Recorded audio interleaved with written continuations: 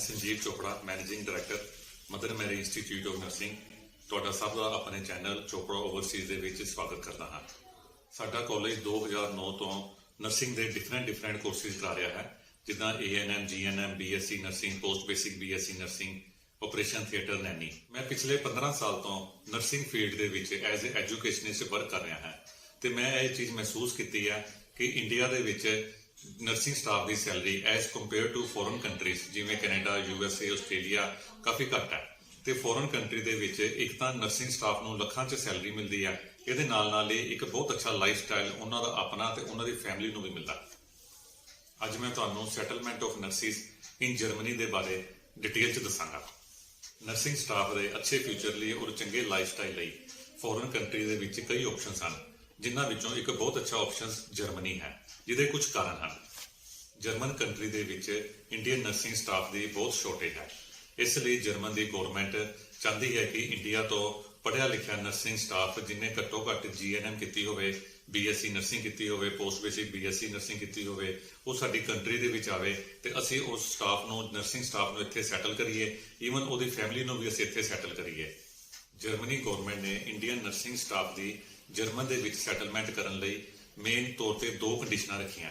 ਪਹਿਲੀ ਕੰਡੀਸ਼ਨ ਹੈ ਕਿ ਘੱਟੋ ਘੱਟ 3 ਸਾਲ ਦੀ ਨਰਸਿੰਗ ਦੀ ਸਟੱਡੀ ਕੀਤੀ ਹੋਵੇ, ਉਹਦਾ RN ਨੰਬਰ ਨਾਲ ਹੋਵੇ। ਦੂਸਰੀ ਕੰਡੀਸ਼ਨ ਹੈ ਕਿ ਘੱਟੋ ਘੱਟ B1 ਲੈਂਗੁਏਜ, ਜਰਮਨੀ ਲੈਂਗੁਏਜ ਕੀਤੀ ਹੋਵੇ। ਸਾਡੀ ਕੰਪਨੀ ਨੇ ਜਰਮਨੀ ਦੇ ਨਾਲ ਕੰਟਰੈਕਟ ਕੀਤਾ ਹੈ ਕਿ ਜਿਹੜੇ ਇੰਡੀਅਨ ਸਟਾਫ ਨਰਸ ਇਹ 2 ਕੰਡੀਸ਼ਨਾਂ ਨੂੰ ਪੂਰਾ ਕਰਦੇ ਹਨ, ਉਹਨਾਂ ਨੂੰ ਜਰਮਨ ਦੇ ਵਿੱਚ ਹਸਪੀਟਲ ਦੇ ਵਿੱਚ ਜੋਬ ਮਿਲੇਗੀ ਔਰ ਘੱਟੋ ਘੱਟ ਸੈਲਰੀ 2 ਲੱਖ ਰੁਪਏ ਪਰ ਮੰਥ ਹੋਏਗੀ। ਜਰਮਨੀ ਪਹੁੰਚ ਕੇ ਜਦੋਂ ਕੰਮ ਕਰਦੇ 10 ਮਹੀਨੇ ਹੋ ਜਾਣਗੇ, 10 ਮਹੀਨੇ ਦੀ ਵਰਕਿੰਗ ਤੋਂ ਬਾਅਦ ਉੱਥੇ ਦੀ ਗੌਰਮੈਂਟ ਜਰਮਨ ਨਰਸਿੰਗ ਕੌਂਸਲ ਦੇ ਥਰੂ RN ਨੰਬਰ ਇਸ਼ੂ ਕਰ ਦਿੰਦੀ ਹੈ। ਜਦੋਂ RN number German nursing council ਦਾ ਮਿਲ ਜਾਏਗਾ ਤਾਂ ਨਰਸਿੰਗ ਸਟਾਫ ਦੀ ਸੈਲਰੀ 2 ਲੱਖ ਤੋਂ 3 ਲੱਖ ਰੁਪਏ ਹੋ ਜਾਏਗੀ। ਇਹ ਕੰਪਨੀ ਨਰਸਿੰਗ ਸਟਾਫ ਨੂੰ ਜਰਮਨ ਲੈਂਗੁਏਜ ਦੀ ਟ੍ਰੇਨਿੰਗ ਦਿੰਦੀ ਹੈ ਤੇ ਉਹਨਾਂ ਨੂੰ ਟੈਸਟ ਕਲੀਅਰ ਕਰਨ ਦੇ ਵਿੱਚ ਉਹਨਾਂ ਦੀ ਪੂਰੀ ਹੈਲਪ ਵੀ ਕਰਦੀ ਹੈ। ਸਾਡੀ ਕੰਪਨੀ ਦੇ ਪੈਨਲ ਤੇ 16 ਟੀਚਰਸ ਦੀ ਟੀਮ ਹੈ, ਜਿਹੜੇ ਕਿ ਨਰਸਿੰਗ ਸਟਾਫ ਨੂੰ ਆਨਲਾਈਨ ਸਟੱਡੀ ਕਰਾਉਂਦੀ ਹੈ ਜਰਮਨ ਲੈਂਗੁਏਜ ਦੀ। ਜਰਮਨ ਲੈਂਗੁਏਜ ਦੇ ਜਿਹੜੇ part A1, A2, B1, B2 ਇਹ ਟੋਟਲੀ ਸਾਡੀ ਕੰਪਨੀ ਡੇਲੀ 1 ਘੰਟੇ ਦੀ ਕਲਾਸ ਲੈਂਦੇ ਆ ਆਨਲਾਈਨ ਕੋਚਿੰਗ ਦੇ ਲਈ 5 ਡੇਜ਼ ਏ ਵੀਕ। ਇਹ ਜ਼ਿਆਦਾਤਰ ਨਰਸਿੰਗ ਸਟਾਫ ਜਿਵੇਂ ਜਿਹੜੇ ਸ਼ਾਮ ਦੇ ਟਾਈਮ ਫ੍ਰੀ ਹੋ ਜਾਂਦੇ ਹਨ, ਉਹਨਾਂ ਦਾ ਟਾਈਮ 7 ਤੋਂ 8 1 ਘੰਟੇ ਦੀ ਕਲਾਸ ਦਿੱਤੀ ਜਾਂਦੀ ਹੈ ਤੇ ਜਿਹੜੇ ਨਰਸਿੰਗ ਸਟਾਫ ਦੀ ਨਾਈਟ ਡਿਊਟੀ ਲੱਗਦੀ ਹੈ ਉਹਨਾਂ ਨੂੰ ਮਾਰਨਿੰਗ ਦੇ ਵਿੱਚ 1 ਘੰਟੇ ਦੀ ਕਲਾਸ ਦੇ ਕੇ ਇਹ ਲਗਭਗ 11 ਮਹੀਨੇ ਦੇ ਵਿੱਚ nursing staff A1, A2, B1 ਤੇ B2 ਇਹ ਚਾਰੋਂ ਲੈਂਗੁਏਜ ਸਾਡੀ ਕੰਪਨੀ ਉਹਨਾਂ ਨੂੰ ਆਨਲਾਈਨ ਸਟੱਡੀ ਦੇ ਵਿੱਚ ਕਰਾ ਦਿੰਦੀ ਹੈ। ਸਾਡੀ ਕੰਪਨੀ ਆਨਲਾਈਨ ਕੋਚਿੰਗ ਦੇ ਦੌਰਾਨ ਹੀ ਨਰਸਿੰਗ ਸਟਾਫ ਦੇ ਨਾਲ ਐਗਰੀਮੈਂਟ ਕਰ ਲੈਂਦੀ ਹੈ ਕਿ ਉਸਨੇ ਜਰਮਨੀ ਦੇ ਕਿਸ ਹਸਪੀਟਲ ਦੇ ਵਿੱਚ ਜੌਬ ਕਰਨੀ ਹੈ। ਜਦੋਂ ਨਰਸਿੰਗ ਸਟਾਫ A1 ਕਰ ਲੈਂਦਾ, A2 ਕਰ ਲੈਂਦਾ ਤੇ B1 ਕਰ ਲੈਂਦਾ ਹੈ, B1 ਤੋਂ ਬਾਅਦ ਸਾਡੀ ਕੰਪਨੀ ਉਹਦਾ ਵੀਜ਼ਾ ਦਾ ਪ੍ਰੋਸੈਸ ਸਟਾਰਟ ਕਰ ਦਿੰਦੀ ਹੈ ਤੇ B1 ਪਲੱਸ RN ਨੰਬਰ ਲਾ ਕੇ ਉਹਨਾਂ ਦਾ ਵੀਜ਼ਾ ਜਦੋਂ ਆ ਜਾਂਦਾ ਹੈ, ਵੀਜ਼ਾ ਆਉਣ ਤੋਂ ਬਾਅਦ ਵੀ B2 ਕੰਪਲੀਟ ਕਰਾ ਕੇ ਸਾਡੀ ਕੰਪਨੀ ਨਰਸਿੰਗ ਸਟਾਫ ਨੂੰ ਜਰਮਨ ਦੇ ਵਿੱਚ ਸਕਸੈਸਫੁਲੀ ਭੇਜ ਦਿੰਦੀ ਹੈ। ਨਰਸਿੰਗ ਸਟਾਫ ਦੇ ਪਹੁੰਚਣ ਤੋਂ ਬਾਅਦ 5 ਸਾਲ ਤੋਂ ਬਾਅਦ ਪੂਰੀ ਫੈਮਿਲੀ ਦੀ PR ਹੋ ਜਾਂਦੀ ਹੈ ਔਰ 7 ਸਾਲ ਤੋਂ ਬਾਅਦ ਸਾਰੀ ਫੈਮਿਲੀ ਨੂੰ ਸਿਟੀਜ਼ਨਸ਼ਿਪ ਮਿਲ ਜਾਂਦੀ ਹੈ, ਰੈੱਡ ਪਾਸਪੋਰਟ ਇਸ਼ੂ ਹੋ ਜਾਂਦਾ ਹੈ। ਨਰਸਿੰਗ ਸਟਾਫ ਦੇ ਜਰਮਨ ਪਹੁੰਚਣ ਤੋਂ 3 ਮਹੀਨੇ ਤੋਂ ਬਾਅਦ ਉਹਨਾਂ ਦਾ ਸਪਾਊਸ ਵੀ ਔਰ ਬੱਚੇ, ਉਹਨਾਂ ਦੇ ਡਿਪੈਂਡੈਂਟ ਬੱਚੇ ਵੀ ਉੱਥੇ ਜਾ ਸਕਦੇ ਆ।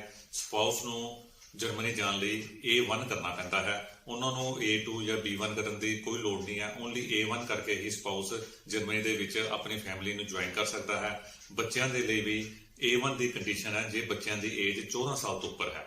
ਜੇ ਬੱਚਿਆਂ ਦੀ ਏਜ 14 ਸਾਲ ਤੋਂ ਥੱਲੇ ਹੈ ਤੇ ਉਹਨਾਂ ਨੂੰ ਕੋਈ ਵੀ ਲੈਂਗੁਏਜ ਕਰਨ ਦੀ ਲੋੜ ਨਹੀਂ ਹੈ।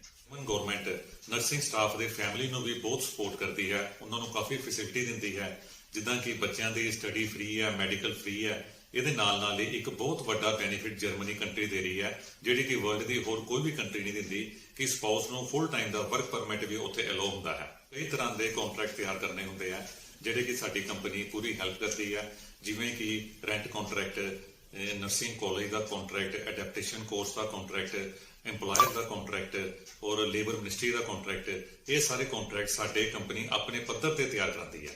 ਇਹਦੇ ਲਈ ਬੱਚੇ ਨੂੰ ਕੋਈ ਵੀ ਟੈਨਸ਼ਨ ਲੈਣ ਦੀ ਲੋੜ ਨਹੀਂ ਹੁੰਦੀ, ਕਿਉਂਕਿ ਨਰਸਿੰਗ ਸਟਾਫ ਦਾ ਮੇਨ ਫੋਕਸ ਆਪਣੀ ਲੈਂਗੁਏਜ ਸਿੱਖਣ ਤੇ ਹੁੰਦਾ ਹੈ।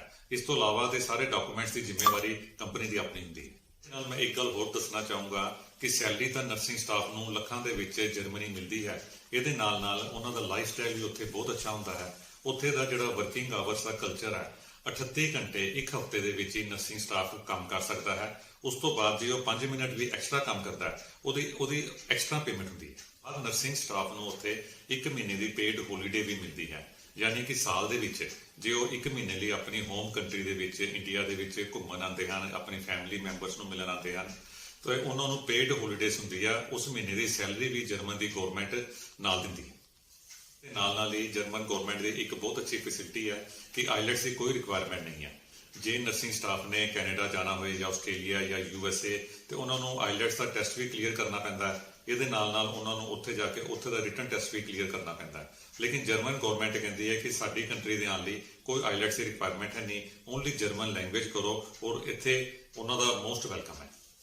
ਮੈਂ ਇਹ ਵੀ ਕਹਿਣਾ ਚਾਹੁੰਦਾ ਹੈ ਕਿ ਜਿਹੜਾ nursing staff Canada, USA, Australia ਜਾਣ ਲਈ ਆਈਲੈਟਸ ਦੀ ਤਿਆਰੀ ਕਰ ਰਿਹਾ ਪਰ ਉਹਨਾਂ ਦੇ ਬੈਂਡ ਘੱਟ ਆ ਰਹੇ ਆ ਜਾਂ ਉਹਨਾਂ ਨੂੰ ਲੱਗਦਾ ਕਿ ਉੱਥੇ ਜਾ ਕੇ ਰਿਟਨ ਟੈਸਟ ਨਹੀਂ ਕਲੀਅਰ ਕਰ ਪਾਉਣਗੇ ਤੇ ਉਹ ਆਪਣੇ ਇੱਕ ਰਿਸਰਚ ਕਰਾਂ, ਹੋਰ ਵੀ ਗੂਗਲ ਦੇ ਵਿੱਚ ਮੇਰੇ ਕਹਿਣ ਤੇ ਹੀ ਨਾ ਸਿਰਫ ਦੇਖਾਂ, ਗੂਗਲ ਦੇ ਵਿੱਚ ਆਪਣੇ ਤੌਰ ਤੇ ਵੀ ਰਿਸਰਚ ਕਰਕੇ ਉਹ ਦੇਖਾਂ ਕਿ ਜਰਮਨ ਕੰਟਰੀ ਕਿੰਨੀਆਂ ਅੱਛੀਆਂ ਫੈਸਿਲਿਟੀਜ਼ ਦੇ ਰਿਹਾ ਜਿਹੜਾ ਕਿ ਬਾਕੀ ਕੰਟਰੀਜ਼ ਨਹੀਂ ਦੇ ਰਹੀਆਂ। ਨਰਸਿੰਗ ਸਟਾਫ ਜਰਮਨ ਪਹੁੰਚ ਜਾਂਦਾ ਹੈ ਤਾਂ ਸਾਡੀ ਕੰਪਨੀ 2 ਸਾਲ ਤੱਕ ਉਹਦੀ ਹੈਂਡ ਹੋਲਡਿੰਗ ਪੂਰੀ ਸਪੋਰਟ ਕਰਦੀ ਹੈ। ਨਰਸਿੰਗ ਸਟਾਫ ਨੂੰ ਕੋਈ ਜੋਬ 'ਚ ਪ੍ਰੋਬਲਮ ਆਉਂਦੀ ਹੈ, ਕੋਈ ਰਹਿਣ 'ਚ, ਕੋਈ ਖਾਣੇ 'ਚ, ਤੇ ਸਾਡੀ ਕੰਪਨੀ ਉੱਥੇ ਸਪੋਰਟ ਕਰਕੇ ਉਹਦਾ ਉੱਥੇ ਇਮੀਡੀਏਟਲੀ ਹੱਲ ਕਰਦੀ ਹੈ। ਸੋ ਜਿਹੜੇ ਨਰਸਿੰਗ ਸਟਾਫ ਜਰਮਨ ਦੇ ਵਿੱਚ ਸੈਟਲ ਹੋਣਾ ਚਾਹੁੰਦੇ ਹਨ ਉਹ ਸਕਰੀਨ ਤੇ ਦਿੱਤੇ ਨੰਬਰ ਤੇ ਮੈਨੂੰ ਕਾਲ ਕਰਾਂ ਤਾਂ ਜੋ ਮੈਂ ਉਹਨਾਂ ਨੂੰ ਹੋਰ ਫਰਦਰ ਇਨਫੋਰਮੇਸ਼ਨ ਦੇ ਸਕਾਂ। Thank you very much.